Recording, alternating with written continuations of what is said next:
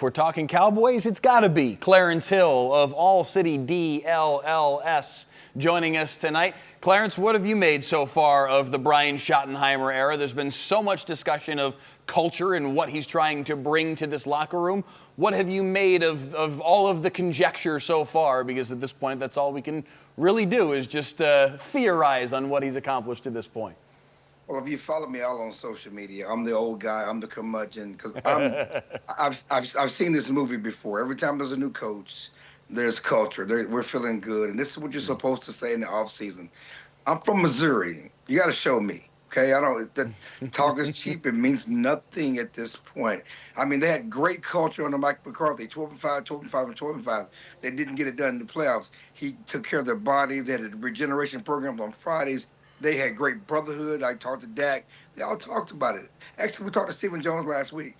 I'm like, what about this culture? He said, we haven't gotten it done. We got this 30-year drought. So I'm all for whatever works, okay? If it works, I'm great.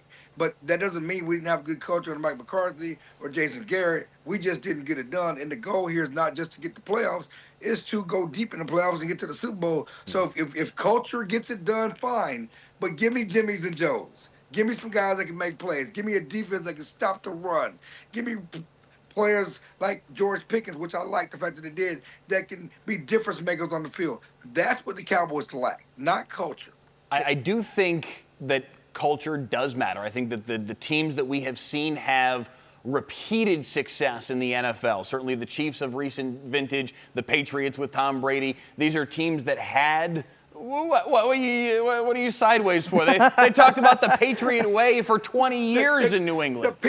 Yeah, they have the best quarterback in the history of the game. Mr. Tom Brady. No, way. okay, so Hank, this is my point. Soon as Tom Brady was gone, the Patriot way is gone, okay? No kidding. The Chiefs have Patrick Mahomes, okay? They got rid of the coach after Tom Brady's gone. The Chiefs have Patrick Mahomes. He's a magician, okay? Who's responsible for the Jimmys and the Joes? That's the Stephen Jones, that's the Jerry Jones, that's the Will McClay, that's the front office side of things. It's Schottenheimer, or in the Patriots' circumstance, obviously Belichick, or with the Chiefs, it's Andy Reid.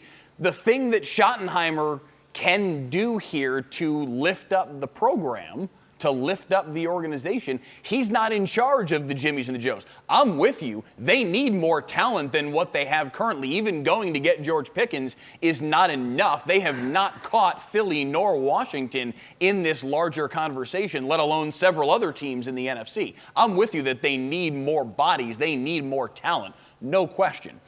But I do think we have seen at times in the NFL history that this does matter if you can build it. We don't know whether or not he's built anything at this point because it's June. We're not going to know until you get to late October and you're 4-3, if you're 3-4, and you're down 6 and you got to go make something happen. You got to drive down the field and go get 7 points and win a game and have that seesaw between 4-4 and 3-5. Those are two very different circumstances in the NFL in terms of whether or not you're going to be able to make the playoffs.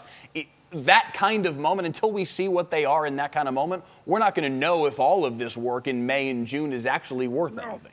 No, and that's my point. Because this is talk. It's platitudes. It's offseason. Hope spring eternal. We feel good about everything in the offseason. Yes, they made the moves for a reason. So, yes, you want them to feel good. Every team wants leaders. Every team wants captains. Every team wants good guys. Every team wants great locker rooms. You know what the Eagles have? They have a great front office. They add to their team. They have 2 first-round picks and receiver. They got the best offensive line in football. They got defense full of first-round picks. They got players that have made plays and got it done. So, yes, you don't not want good guys. You do not want a bad locker room. Everybody wants that. But none of it matters if you don't get it done when it matters most. And I'm telling you, when they were 12-5 and 12-5 and 12-5, that's consistency. They won more games than any team in football for 3 straight years under Mike McCarthy, except for the Kansas City Chiefs.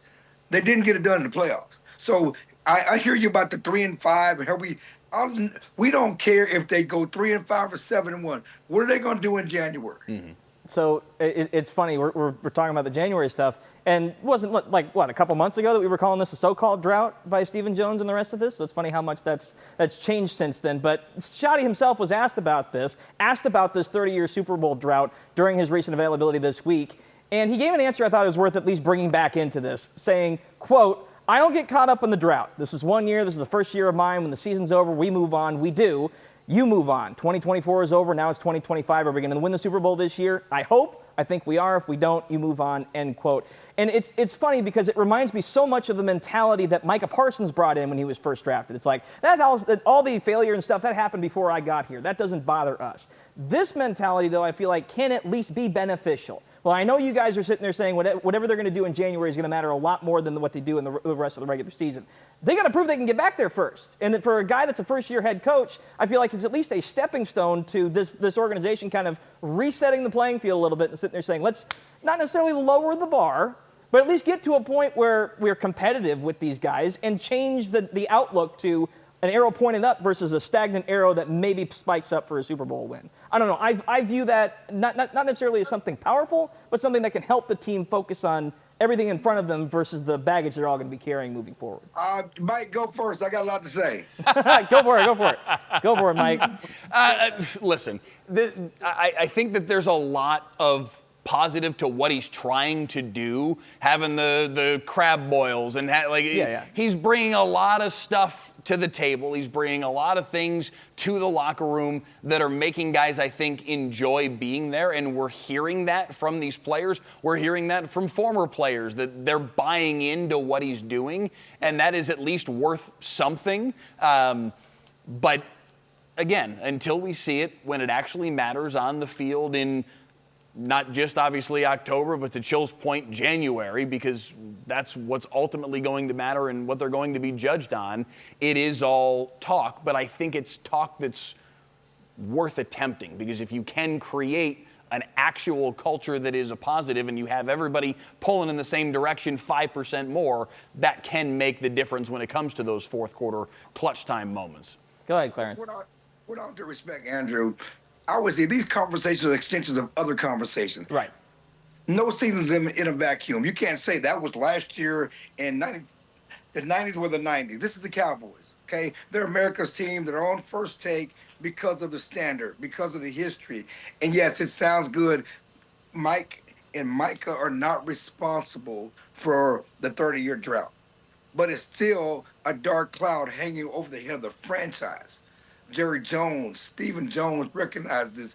And actually, if you listen to the entire press conference, Schottenheimer embraced it. He said, we want to win a Super Bowl. Okay, he understands what the standard is. And so, yeah, it does you no good worrying about what happened in 2024. But let's be honest. When Dak Prescott's been healthy, this has been a playoff team. They should be a playoff team. When Dak Prescott has played a full complement of games, they've been to playoffs or they've competed for a playoff spot. I don't think that's a question.